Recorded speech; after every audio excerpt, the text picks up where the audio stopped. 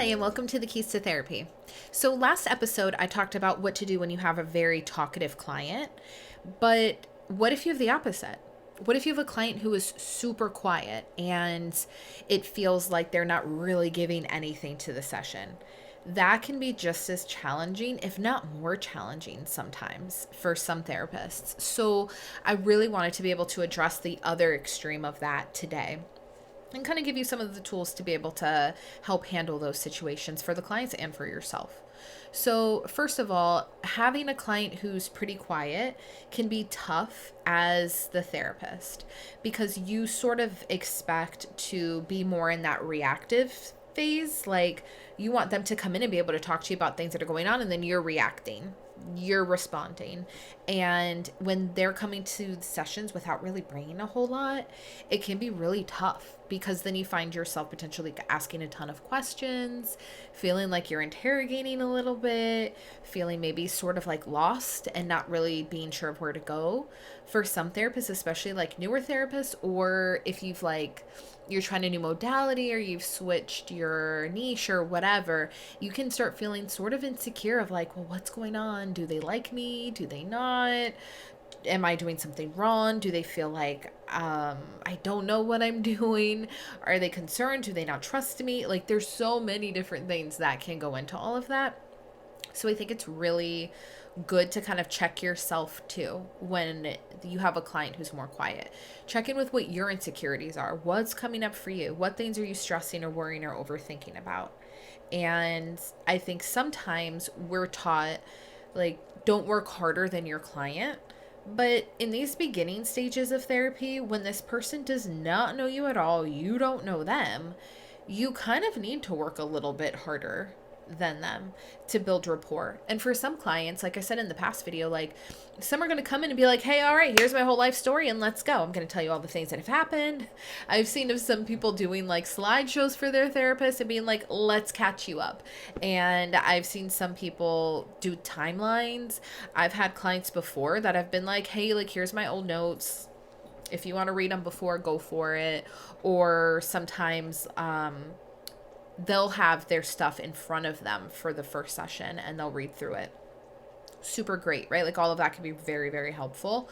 But you're going to have other clients who've maybe never been in therapy, possibly have not had a good experience if they were in therapy before, are terrified of therapy, and potentially have gone through a lot of stuff that they have never spoken to anybody about, or are terrified to speak about. So you've got to be really cognizant of how this person's coming in. That's why I was saying, first and foremost, you have to check yourself of how you feel if a client's really quiet, because a lot of people start to internalize that. A lot of therapists, even though we might think we're better than that in some ways, of like, well, I know myself, I'll handle it. Sometimes any insecurities you have, especially if like you've had a rough session earlier that week, or you're not in a great headspace, or you're exhausted and you're like, I just hope the client comes in with some stuff for us to work with because like I don't have it in me to do all of this. Depending on your state of mind, it may differ. So check yourself, but also have a lot of empathy for clients, especially for those first few sessions coming in where they don't know you. So yeah, they know they're here to talk, but they don't know you. Maybe they've had, like I said, negative experiences, not even to potentially with therapy, but maybe with medical in general, maybe with people in general. Maybe they've had a lot of trauma. Maybe they've had a lot of people that have betrayed them. They might have some trust issues going on. They might be kind of concerned with what notes you're going to have and what that means for their future. I mean, there's so many different things that come in. The fact they even came in the door is a really great sign. So be patient with where they may be at. So as far as some tips, I mean, obviously that's some, right? Like, check in with yourself, have a lot of empathy, and be patient for where this client's coming in at.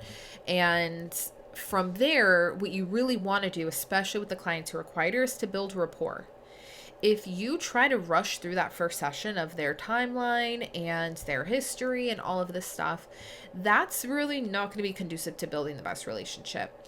And I know that we're all kind of forced to do that because we need to come up with a diagnosis for insurance and to be able to bill for the session, for the clients to get reimbursed, whatever dumb stuff that the system has set us up to have to do. But it's okay if you don't have all of the information. you can gather enough. If you can already tell halfway through, like, this is a client who's very quiet, they're not getting a lot into their history, maybe they've been through a lot and you can see that, but you can't really get into all of that, then spend the second half of the intake focusing a little bit on symptoms, right? Like, give them certain screeners, the GAD, the PHQ-9, like some things that might assess for trauma, for anxiety. And sometimes that may be easier for them to circle some stuff than it is to tell you what symptoms they have. Give them a checklist of symptoms, have them circle which things that they've been experiencing. Include that in your intake paperwork that they do before they even come in the room, so that it saves you some time and you can review it, or go, okay, I see that you marked, whatever, more days than not on this one, or something like that. Then ask them a little bit more about that, because that's all what the diagnostic criteria is looking for anyway. And you could have like a differential diagnosis. So you could say, if you were like, I think that it might be generalized anxiety disorder, but I didn't really get enough in the intake to know, then you could always put something on a lower scale, like other specified anxiety disorder, rule out generalized anxiety. That way you're keeping it on your head. You're just not putting the heavier diagnosis on them right away because you don't have enough information. You're allowed to change the diagnosis later on as you gain more information. Every therapist should be evaluating their diagnosis as time goes on, because sometimes people don't meet the criteria later on for something, or things come out and you're like, oh my gosh, I thought it was generalized anxiety. They actually have PTSD. And now that I know more about their history and what they've experienced, like, this diagnosis fits better. And that's okay. We don't get extra points for like, oh, well, you decided that it was this one and you were right, so good job 6 months in, or vice versa. Like, well, you get a couple points subtracted because you thought it was this and it's not. Like, it's not how it works. So I tend to go more towards like the like adjustment disorder stuff that's a little bit more on like the I don't know how you would phrase it, like least severe side, I guess, just because you can always up later. It's going to be very hard to put bipolar or something like that on somebody's diagnosis and then later scale that back. So be mindful of that too. If you're starting to feel like, oh my God, we've got like 25 minutes left, I actually don't even know like what's really going on with them, then focus a little bit more on the symptom part of it. But from then on, like, and even within that, you have to treat that person like a person, not just a diagnosis. So again, I understand for the insurance, you have to get that. Do what you got to do. So that's going to benefit them too if you can have it. If you're taking insurance, and it can be billed because there's a code. So it's going to benefit everybody, but just try to make sure that within that, you're not hunting that down the entire hour and a half of the intake. You are really treating them like a person first and trying to build that rapport. So ask questions about what they like to do, who they are. Do they have pets? That's my favorite because I love dogs and I'm nosy. So I'm like, let me see the dog. So things like that. What are they watching on TV right now? What's the last concert they went to? What self-care stuff do they like to do? If you guys are in the same city, what's one of their favorite restaurants? Like, things that'll just help you see them more as a person and let them see you a little bit more as a person. It makes it feel more comfortable and a little less like medical. It's not so sterile. It's not so like, here's your blood pressure, here's your lab work, here, like what they may be used to, or what all of us can kind of get used to in those settings. So I think if you can make sure you're getting to know them as a person and not a disorder, it's going to be really helpful. So do the questionnaires and stuff if you need to be able to bill it, but just don't spend a ton of time on that. You can change the diagnosis later. Just be conservative with what you put down in the beginning if you're not 100% sure yet. Now, the other thing is, make sure that you are taking the time to explain to that quieter client how therapy works. So you can say like, yeah, I would, kind of expect future sessions. Like, you come in, you kind of have an idea of what you want to talk about. We can discuss like how things have been. What I usually say is I'm like, we can go over like how the last week or two's been, and then just kind of pick up on whatever's the biggest thing there. We can go over categories and be like, how's work, how's school, how's family, how's relationships, and whatever needs a little bit more attention, we can give it that once we know where everything's at. And if we know your big goals, then we can decide what there we need to work on. So if it's been a quiet week or two, if not much has happened, then we can go back and discuss like, okay, well, you made increasing your self-esteem a goal. Why is that? Let's talk about what your self-esteem has looked like over the years. And you can revisit something you've already set up in the beginning. So they may need a little bit more guidance than some of the talkative clients or some of the just like run of the mill, you know, give and take kind of clients. But it make sure you're explaining to the quieter ones, like you need to be able to have that give and take. So you need them to be able to provide you with some stuff in order to really be able to give them that feedback and validation and analyzing and all of that stuff. So let them know a little bit about how it works, but in a nice way, right? Like, hey, I want to be able to hear from you. And I know that it can be a little bit tough to start this off. So, you know, tell me your highs and lows of the last week or two. There's lots of those little things that you can do to start sparking conversation and go from there. Another one is if you feel like some of that's not working or it's not working fast enough or well enough, or the client's just really in a space that they can't or won't talk a lot, it's okay to pull out a worksheet, to pull out some sort of like handout, tool, something to get the conversation going. So if you're like, yeah, I can see that you're really not sure of how you've been feeling, or you're kind of struggling a little bit with voicing it, so let's use this and see if that'll help. So you can give them a questionnaire. You can go over some sort of like psychoeducational material on anxiety if you know at least that's something that they're dealing with, or depression, or whatever the topic is. Just be like, hey, so let's read through this together. Like, what part of this sounds like you, if any? Now, what does that look like for you in your life? How is that showing up for you? What's it holding you back from? What would you do if this wasn't in your mind right now, or this wasn't something that you were consistently feeling? So there's so many things that you can use to spark those conversations, but it's okay if you have to pull out a worksheet or a handout or an article, or have them play a song for you that describes how they feel if they don't have the words for it, or read a passage of something, or describe a character that they relate to a lot. Like, it's okay to use any of those things. Not every session is going to be super detailed and like, let's go over your childhood trauma, let's discuss the situation at length. You may actually, and this has happened to me many times, find yourself sitting in a session with a client listening to a song that they're like, I don't really know how the last few weeks have been, but like, I've had this song on repeat because it just speaks to me. And you sit there and you look up the lyrics together. You're listening to the song together. That's where you can analyze to be like, okay, which part of the song speaks to you? Or, you know, I really like this lyric here. Which lyric resonated with you? So that's fine. Use whatever you can to build that rapport and to help the client feel more comfortable and to learn more about them, because that's really ultimately what you're trying to do. It's not just help them. You can't help them if you don't know them. So do any and everything you can that they're comfortable with to learn more about them, and tell them that. I just want to learn more about who you are. So yeah, we're here to talk about your mental health, but that's one piece of who you are. I want to see like all of these other pieces, and then it'll help me figure out how to cater your mental health treatment with stuff we talk about, whatever else, to you specifically. So I think that's a really good way of going about that.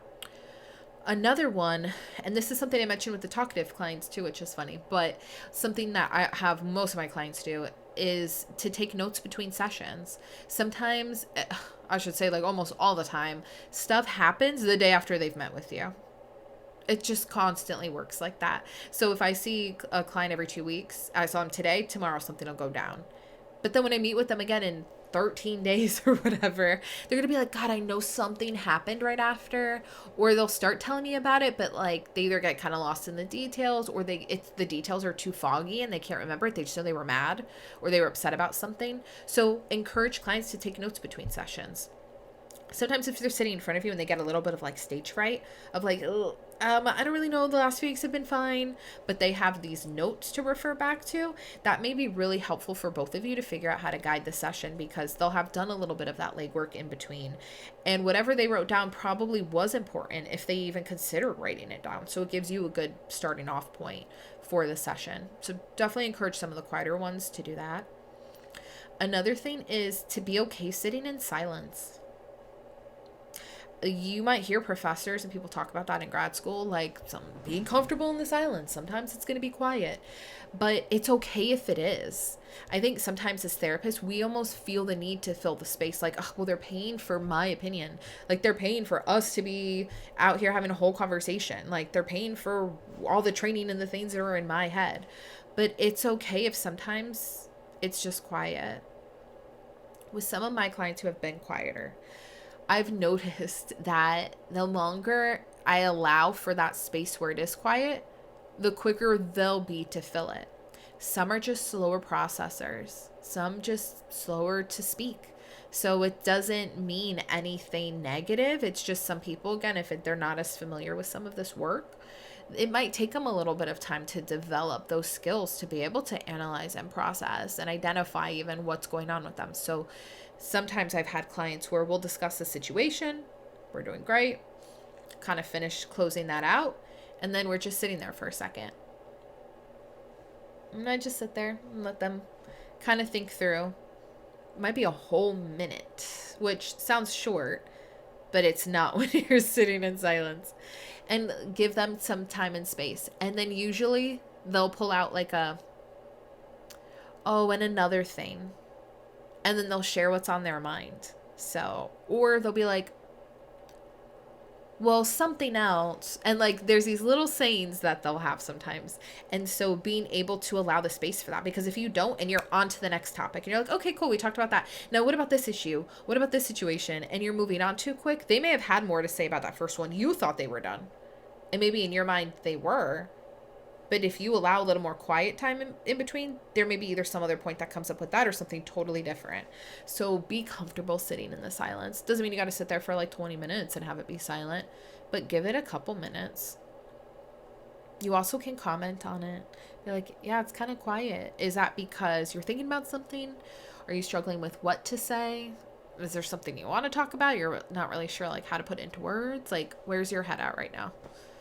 That's okay to call it out. Again, you don't get extra points for like being creative. No, just be like, it's been quiet for a couple minutes. I just want to know where your head's at or where is it going right now. You can call it out. So just do it nicely. And I think that'll be helpful sometimes for the client too. Some people need that little bit of an extra push. You know how sometimes you'll be doing great and then somebody will be like, but how are you? And that causes somebody to just break. So, and be like, oh my God, okay, somebody finally asked me. That's sometimes what the silence can do. When you confront it, just be like, hey, it's been kind of quiet. Is there something that's going on that you haven't shared yet or something you want to share? And then be quiet again and allow the space for that to come out. So use silence as a tool. It can be.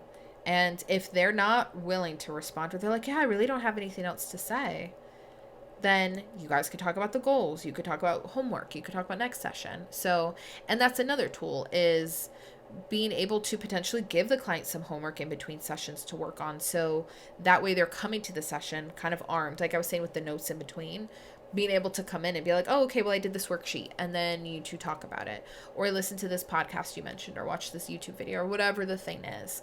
Sometimes that could be really helpful. So I think, yeah, that's like a big one. Another thing that you can do is ask the client like, hey, I've noticed it's been a couple sessions. You still seem like a little bit hesitant. I just want to know, is there anything that you need more or less of from me to make this a better experience for you or a safer experience for you? Again, just ask them. They're the expert on them. For some reason, it feels like a lot of therapists feel this need of like, we were in this position of power. We're in like the solo chair versus the couch or whatever dumb thing that we all kind of like internalize because of these dynamics and movies and shows and all this stuff. But we're allowed to ask people questions because ultimately in that room, they're the expert on them. You may have every tool in the world, but that doesn't mean it's going to work for them or it's going to be helpful or it's going to be something that they even want to do. So ask the person. If you've noticed, yeah, it's taken a long time to build rapport and you're like, I just want to make sure that they're actually enjoying these sessions. They don't feel obligated to come or they're not holding something back that they do want to share because they don't know how or whatever else. Open up the floor for that. If they're doing that with you, they're probably doing that in some other spaces too. So it's really good practice to be able to confront some of that in a safer space. So just ask like, hey, I noticed you've been quieter and that's okay. I just want to make sure that you're getting everything you need out of the session. So is there anything that you need more or less of? And then you start to talk through. If they're like, I don't really know what that means, just be like, yeah, would it be helpful for me to like prompt you with more questions versus you having to come up with some stuff? Would it be helpful to have like themes to the session and then we can discuss different topics each time and then start like blending them together as time goes on? Would it be helpful to start each session with like an activity or a check-in before we get into more stuff? Like give them some options because again, some people have never been in therapy before, don't know what to expect. So lay it out for them. And overall, just be patient. This is scary. It's hard to do. I think we sometimes can take that for granted because we do it every day. We were like, oh, well, they're coming to therapy. They know they're going to have to talk. They know they're going to have to work through some stuff. And for some people, the best they can do is show up.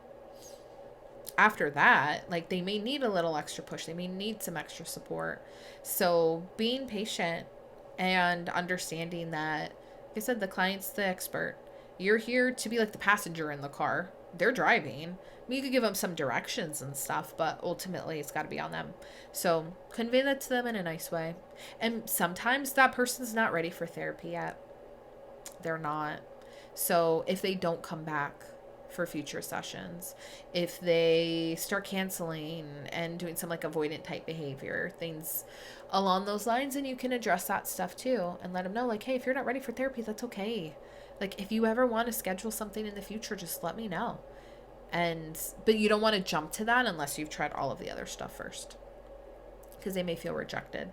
So you want to know you've tried every other option to help them reach those goals and to support them. And then at the very end, you can bring that up if needed. So I hope that helps. I know that there's a lot of fear sometimes that comes with having very quiet clients, and it can be scary, especially as a newer therapist, to be sitting there like, what do I do? Am I doing this wrong? And like have all your mind racing all over the place. So make sure you're talking to your supervisor, you're talking to colleagues, you're kind of getting a feel, you're checking in with yourself, journaling, whatever it is. You're getting a feel for like how you work best, what you need, stuff like that, so that you can be the best therapist possible and feel good about the work you're doing. So, well, subscribe below, stay on top of future episodes, support the channel. That would mean a lot to me. So hopefully I see you all next time. And if you have any tips or anything that you know that's worked for you that we didn't cover, or you just want to share, feel free to do so in the comments below. I'll see you all next time. Bye.